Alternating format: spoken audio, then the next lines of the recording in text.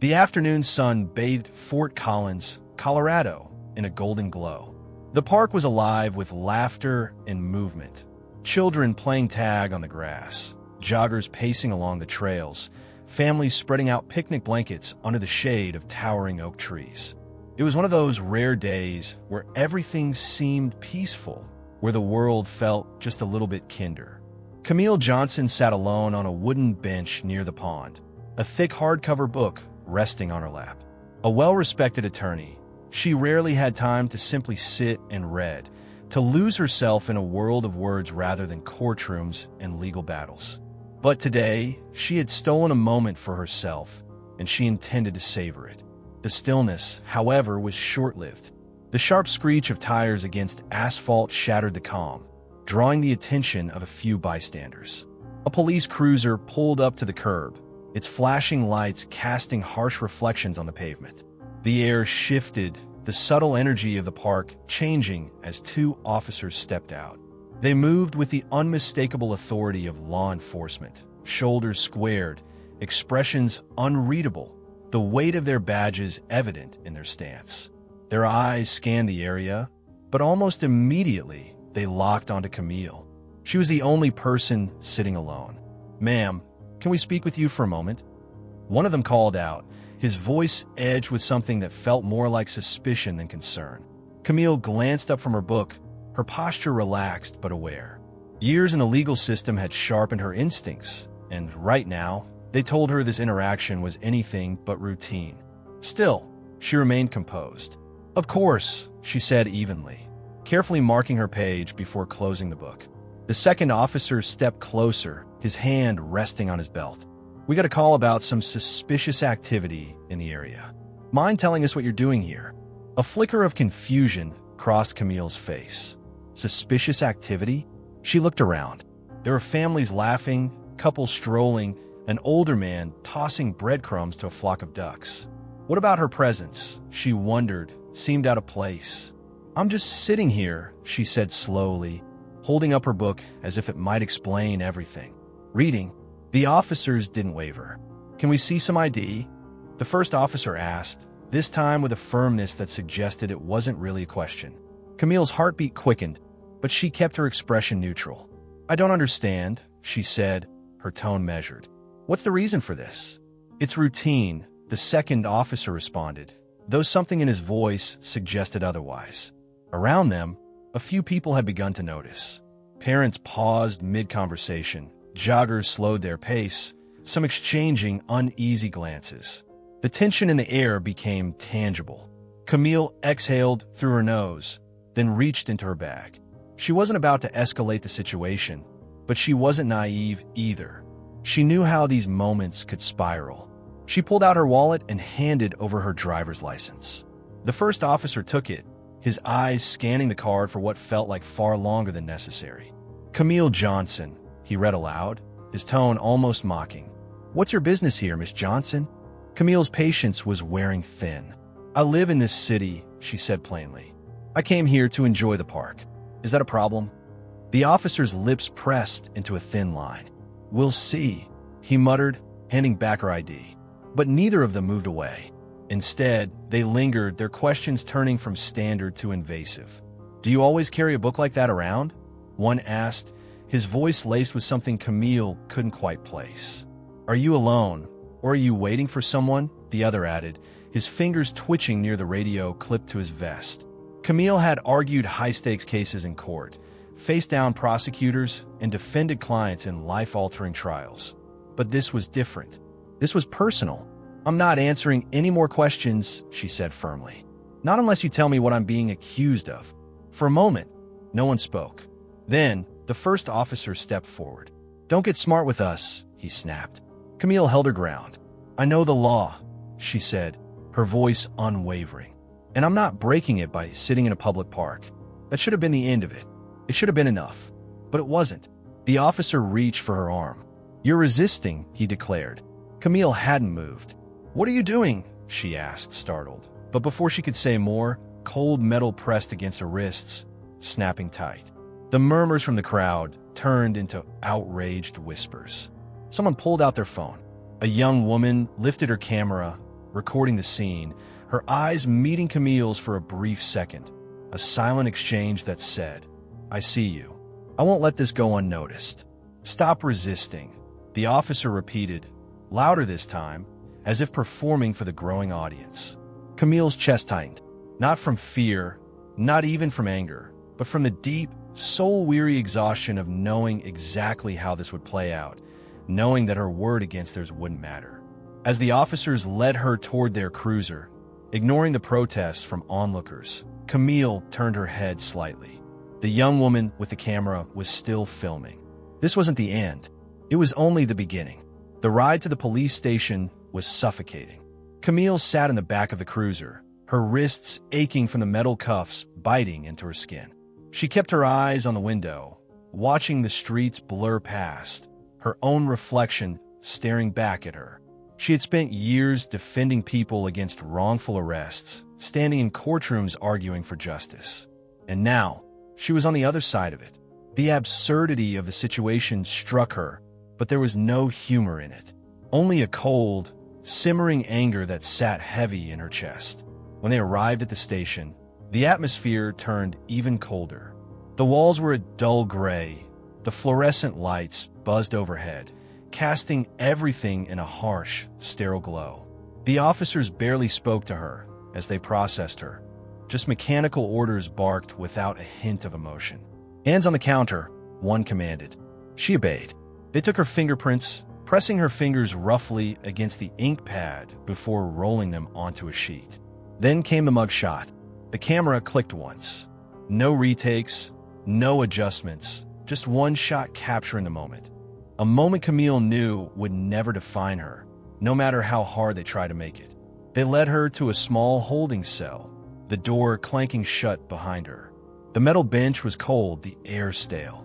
"Enjoy your stay," one of the officers muttered with a smirk before walking away. Camille sat still, her hands resting in her lap. She could still feel the tightness of the cuffs, even though they had been removed.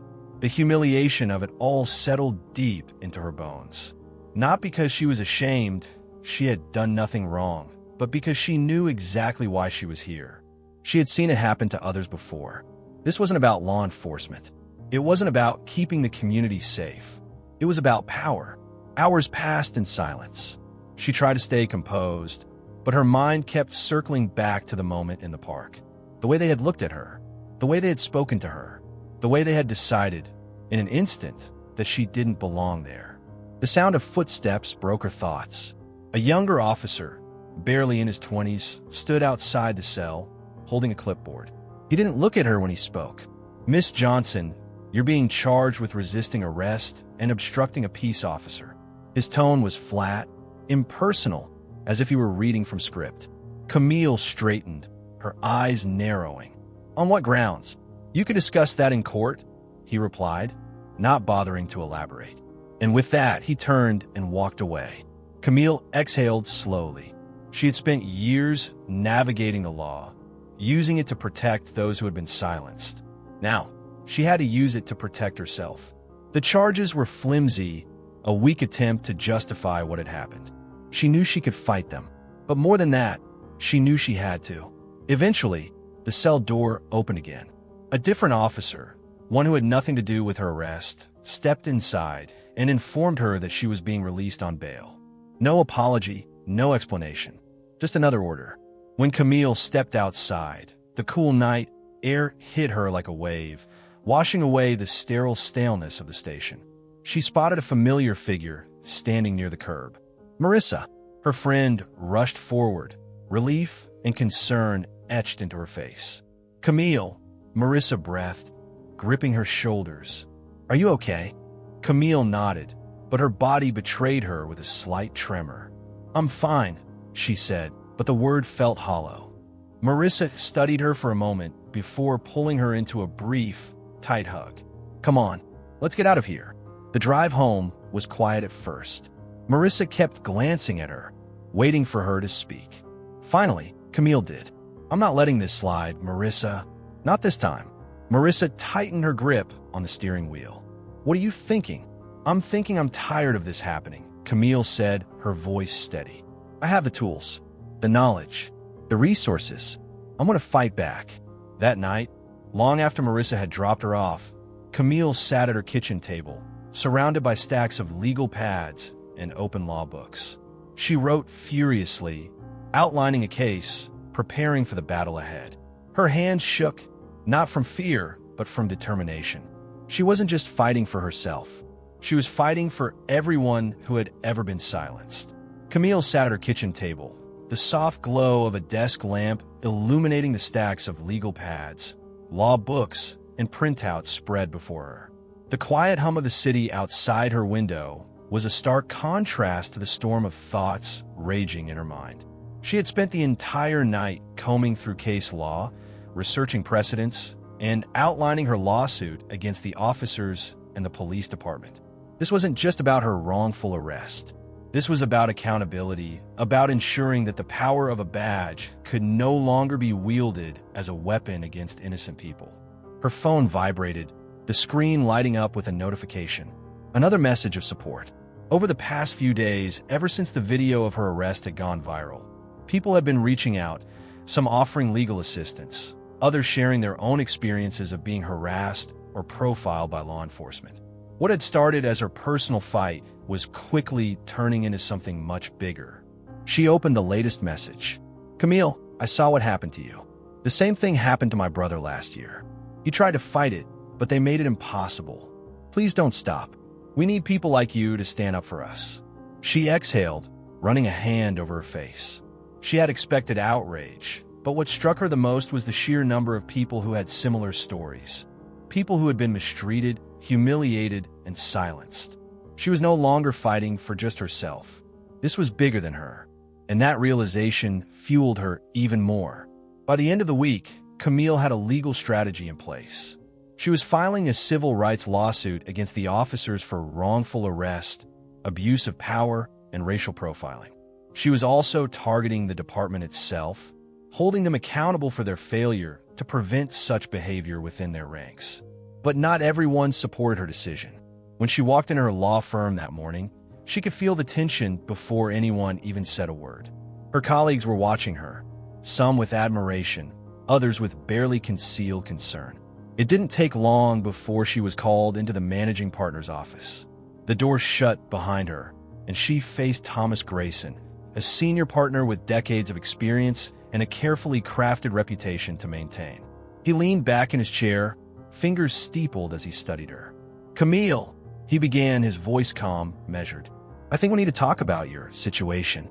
My situation? She asked, already knowing where this was going. He sighed. Look, I understand why you're upset. What happened to you was unacceptable. But taking legal action against the police department, against the city, comes with consequences. Not just for you, but for this firm. She crossed her arms. Are you asking me to drop the case? I'm asking you to consider the bigger picture, he said carefully. Our firm has spent years building relationships with city officials, law enforcement agencies, high-profile clients. A lawsuit like this could put all of that at risk. She let out a sharp laugh, more out of disbelief than amusement. So my reputation is expendable, but the firm's is sacred. It's not that simple, he insisted. You're a damn good attorney, Camille. One of the best. But this fight could make you a target. Are you ready for that? She met his gaze without hesitation. I've been a target my entire life. The only difference now is that I'm fighting back. Silence stretched between them. For a brief moment, she thought she saw something in his expression, respect maybe, or resignation. Grayson exhaled heavily and nodded. Then I suppose you don't need my permission. I wasn't asking for it, she replied, standing. But I do need something else. His brow lifted. And what's that? She placed a folder on his desk. Resources, access to firm legal databases, additional case law, expert witnesses. If this firm stands for justice, then prove it. He studied the folder, then her. You're playing with fire, Camille. She gave him a tight smile. Then I suggest you step back before you get burned. She walked out of his office without waiting for an answer. The media caught wind of the lawsuit within days. Reporters started calling, requesting interviews, asking for Camille's statement. News outlets replayed the footage of her arrest on a loop, dissecting every second of the video. Talk shows debated whether this was an isolated incident or part of a systemic issue. The public was watching, waiting to see what would happen next. She refused every interview. This wasn't about getting in front of cameras. It wasn't about headlines or viral moments. It was about justice. While others debated, she built her case. She worked tirelessly, drafting legal arguments, gathering testimonies from others who had faced similar treatment.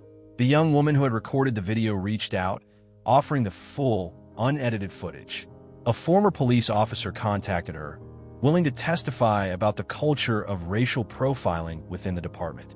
Every night, she sat at her desk, her eyes burning from exhaustion, her hands cramping from writing. But she never stopped, because this wasn't just about proving what had happened to her. It was about making sure it didn't happen to anyone else. Camille was at her desk, reviewing deposition notes, when her phone rang. She barely glanced at the caller ID before answering, expecting it to be a colleague or a journalist pressing for a statement. But the voice on the other end made her sit up straight. "Camille, you're not going to believe this," her attorney said, his tone edged with something between amusement and disbelief. She pinched the bridge of her nose, already exhausted from the battle she was fighting. "Please tell me it's something good. That depends on how you look at it." He exhaled sharply. "The officers, Carter and Daniels, they filed a motion to dismiss your lawsuit. No surprise there." Camille leaned back in her chair, fingers tapping absently against the desk. "Of course they did. They'll claim it was a misunderstanding and that they were just doing their jobs." Her attorney hesitated. "That's not the part that's going to shock you." She frowned. "Then what is?" There was a pause, and then, in a voice thick with irony, he said, "You've been assigned as the presiding judge on a misconduct hearing next month involving them." Camille froze, gripping the phone a little tighter. "No." The word barely left her lips. "Yes." She was silent for a moment, processing the sheer absurdity of it all. She had spent the last several weeks preparing to take these officers to court, and now the legal system had placed them right in front of her, in a case where she wasn't their opponent, but their judge. "Are you sure?" she asked, almost incredulous. Her attorney let out a short laugh. "Check twice. It's them." She ran a hand through her hair. Fate, it seemed, had a cruel sense of humor. The day of the hearing arrived quicker than she expected. The courtroom was already buzzing when she stepped through the doors leading to her chambers. Attorneys shuffled papers, the court clerk arranged files, and journalists lingered outside, hungry for any scrap of information. At the defense table sat officers Carter and Daniels, clad in their crisp uniforms. They looked composed, confident. To them, this was just another procedural hearing, another minor inconvenience they would walk away from unscathed. They leaned in toward each other, speaking in low voices, their body language exuding the same arrogance she had witnessed the day they arrested her. Then the door at the back of the room opened. "All rise." The entire courtroom stood as Camille entered, the hem of her black judicial robe sweeping behind her. She moved with quiet authority, her posture straight, her expression unreadable. As she took her seat at the bench, she let a brief pause hang in the air before she finally looked toward the defendants. Their reactions were immediate. Carter's face went pale, his mouth parting slightly as recognition dawned. Daniels shifted in his chair, his jaw tightening as he struggled to maintain composure. For the first time, they looked uneasy. Camille let the moment linger just long enough for the gravity of it to settle in the room. Then, in a calm, steady voice, she began the proceedings. "This court is now in session." The officers sat stiffly, their previous confidence evaporating as they stole wary glances at her. Carter whispered something to their attorney, who gave him a barely perceptible nod, keeping his focus on Camille. She kept her own expression neutral. She had spent her career upholding the law, ensuring fairness, demanding accountability. She would not allow this moment to be about personal vengeance. Justice was not revenge. The hearing unfolded as any other would. The prosecution laid out the charges: excessive force, misconduct, violations of protocol. The courtroom listened as a young man recounted how he had been thrown to the ground during a routine traffic stop, how he had complied, and yet the officers had escalated the situation unnecessarily. Camille watched Carter and Daniels closely as the testimony unfolded. The way their shoulders tensed. The way Carter swallowed hard when the video evidence was played. The way Daniels' fingers tapped absently against the table, a nervous tell. They were no longer in control. As attorneys made their arguments, Camille remained composed, taking notes, listening intently. Occasionally, her gaze would flicker toward the defendants, watching as the weight of the evidence pressed down on them. During a recess, Carter and Daniels stepped into the hallway, their voices hushed but agitated. "How is she the judge?" Carter hissed, his frustration barely contained. Daniels shook his head. "This has to be a setup." "It's not a setup," their attorney interjected, his voice low but firm. "It's a coincidence, and you need to stay focused." Carter exhaled sharply, his hands on his hips. "This is bad." Their lawyer looked at them both, his expression unreadable. "She's not the enemy here. Your actions are." When court resumed, Camille continued as she always had. Fair, impartial, unwavering. But even as she maintained her professionalism, she could feel it. The shift, the unease radiating from the defendants. The realization that, for once, they weren't the ones with the power. At one point during witness testimony, she caught Carter stealing a glance at her. But it wasn't defiance in his eyes. It was something closer to regret. By the time the hearing neared its conclusion, the tension in the room was palpable. The evidence against them had stacked up, leaving little room for doubt. Camille delivered her final statement with the same steadiness she had maintained all day. "We will reconvene tomorrow at 9 a.m. She struck her gavel against the bench. "Court is adjourned." As the room emptied, Carter and Daniels lingered near the exit, their faces drawn. For the first time in weeks, they seemed to grasp the reality of what awaited them. But justice wasn't just about punishment. It was about accountability. It was about ensuring that those who wielded power understood the responsibility that came with it. And Camille would make sure they did. The courtroom was silent as Camille took her seat at the bench. Every eye in the room was on her, waiting. The tension was thick, the weight of the moment pressing down on everyone present. This was no longer just a misconduct hearing. It had become something bigger, a test of the system itself. Could justice truly prevail when the ones on trial were those meant to uphold the law? Carter and Daniels sat at the defense table, their shoulders tense, their hands clasped tightly in front of them. They had come into this hearing confident, even dismissive. But now, after days of testimony, evidence, and scrutiny, that confidence had eroded. Camille took a steady breath and began.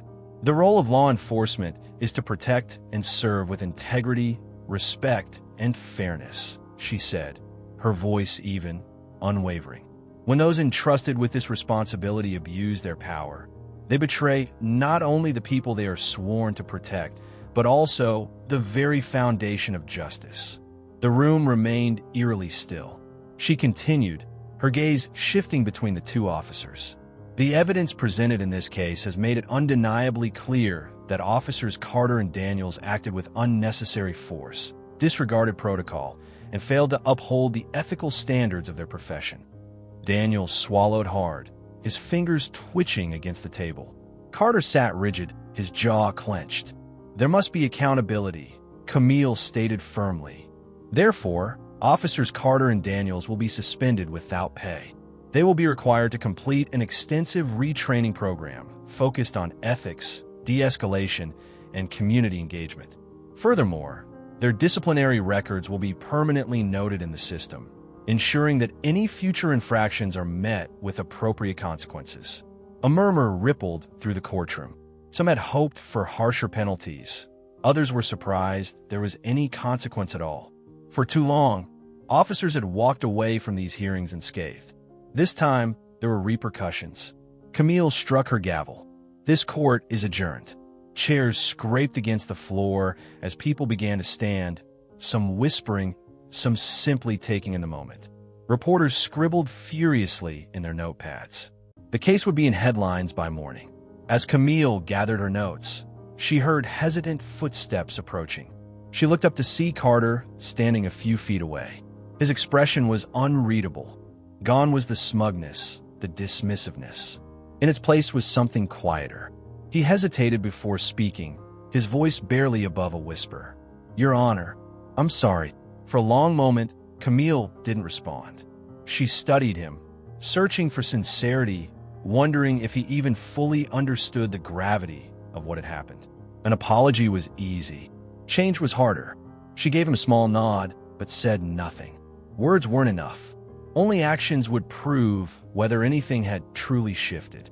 Carter held her gaze for another second before nodding back and walking away. The aftermath of the case rippled far beyond the courtroom. The footage of the arrest had already sparked outrage, but Camille's ruling ignited something deeper.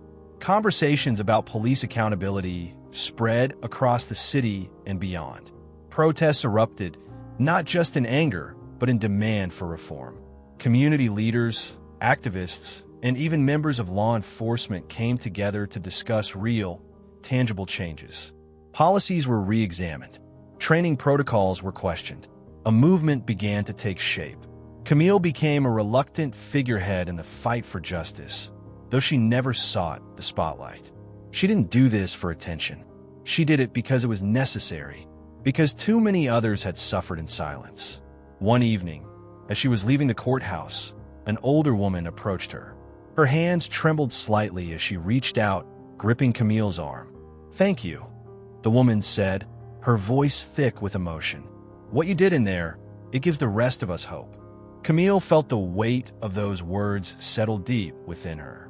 She gave the woman's hand a gentle squeeze and offered a small, knowing smile. "This is just the beginning," she said, and she meant it. Justice wasn't a single moment.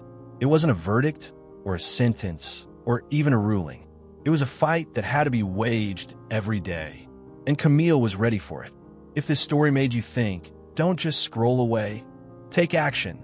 Like this video to help spread awareness. Share it with your friends and family, because conversations spark change. Comment below and tell us your thoughts. Have you ever witnessed an abuse of power? Let's talk about it. Follow our channel for more powerful real-life stories. And turn on notifications so you never miss an update. Change starts with awareness. Awareness starts with you. Be part of the movement.